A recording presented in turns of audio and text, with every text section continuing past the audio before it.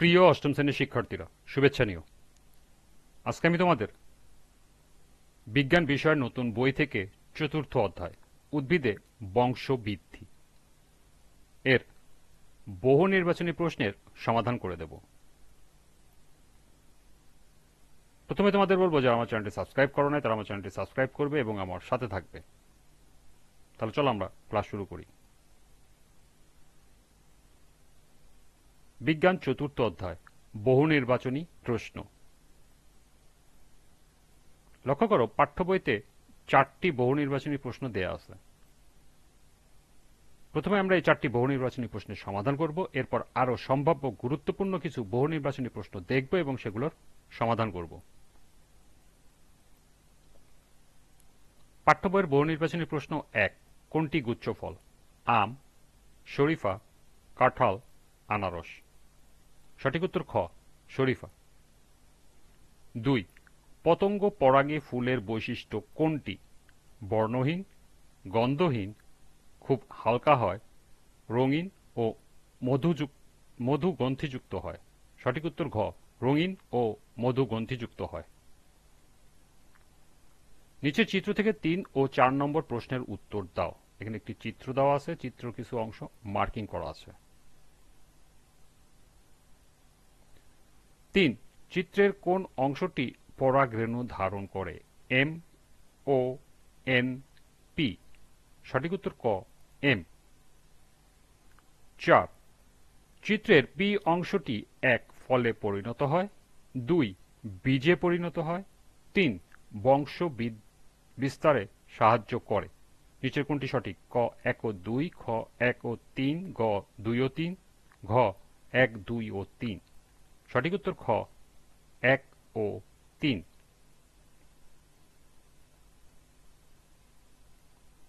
এ ছিল পাঠ্য বইয়ের 4টি বহু নির্বাচনী প্রশ্নের সমাধান। এবার সম্ভাব্য গুরুত্বপূর্ণ কিছু বহু নির্বাচনী প্রশ্ন। 5, নিম্ন শ্রেণীর জীবে কোন ধরনের প্রজননের প্রবণতা বেশি? টিউবার, রাইজোম, যৌন, অযৌন। সঠিক উত্তর ঘ, অযৌন। 6, কোনটি টিউবার? পেঁয়াজ, রসুন, আলু, আদা। সঠিক উত্তর গ, আলু। 7, কোনটি রাইজোম? পেঁয়াজ, রসুন, আলু, আদা। সঠিক উত্তর ঘ, আদা। 8, কোনটি অফসেট? চুপড়ি আলু, কচুরিপানা, পুদিনা, পাথরকুচি। সঠিক উত্তর খ, কচুরিপানা। 9, কোন উদ্ভিদের কাক্ষিক মুকুল বৃদ্ধি যথাযথভাবে না হয়ে একটি পিণ্ডের মতো আকার ধারণ করে? Tuber, rhizome, bulbil, offset. সঠিক উত্তর গ, বুলবিল। 10, জলজ উদ্ভিদের শাখাকাণ্ড বৃদ্ধি পেয়ে একটি নূতন উদ্ভিদ উৎপন্ন করে, তাকে বলে টিউবার, রাইজোম, বুলবিল নাকি অফসেট? সঠিক উত্তর ঘ, অফসেট। 11, উদ্ভিদের যৌন জনন ঘটে ফুল, ফল, বৃতি, দল কোনটিতে? সঠিক উত্তর ক, ফুল।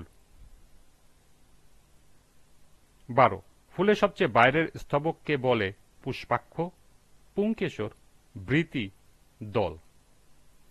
সঠিক উত্তর গ, বৃতি।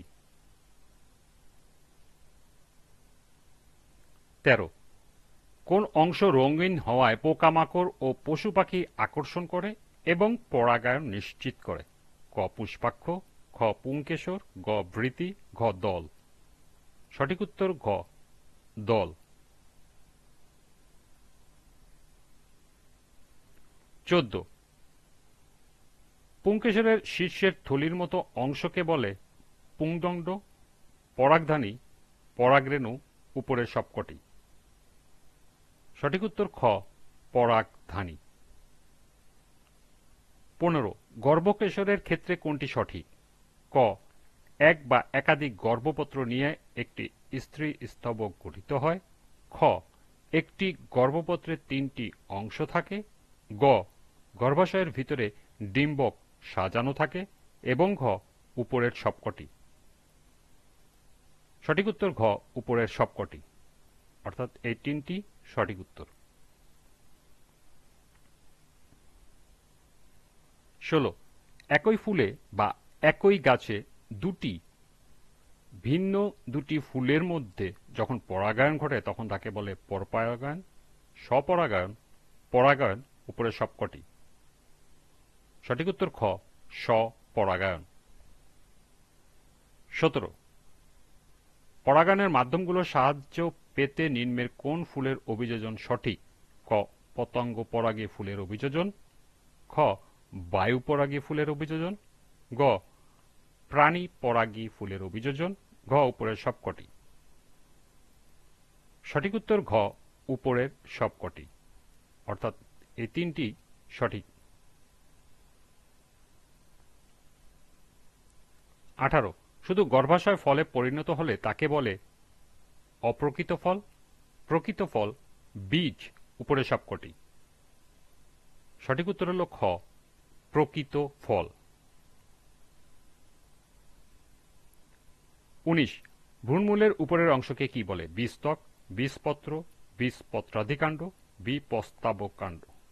সঠিক উত্তর ঘ বীজপত্রাবকাণ্ড। এবং সর্বশেষ বীজপত্র সহ ভ্রূণমুকুল মাটি ভেদ করে উপরে উঠে আসে তখন তাকে বলে বীজপত্রাদিকাণ্ড, বীজপত্রাবকাণ্ড, মিদভেদী অঙ্কুরোদ্গম, মিদগত অঙ্কুরোদ্গম। সঠিক উত্তর হল গ মৃদভেদী অঙ্কুরোদ্গম। এই ছিল পাঠ্য বইয়ের 4টি সহ সর্বমোট 20টি গুরুত্বপূর্ণ বহু নির্বাচনী প্রশ্ন এবং এর সমাধান।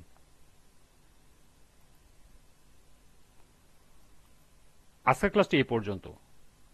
পরবর্তী ক্লাসে সৃজনশীল প্রশ্নের সমাধান করে দেব।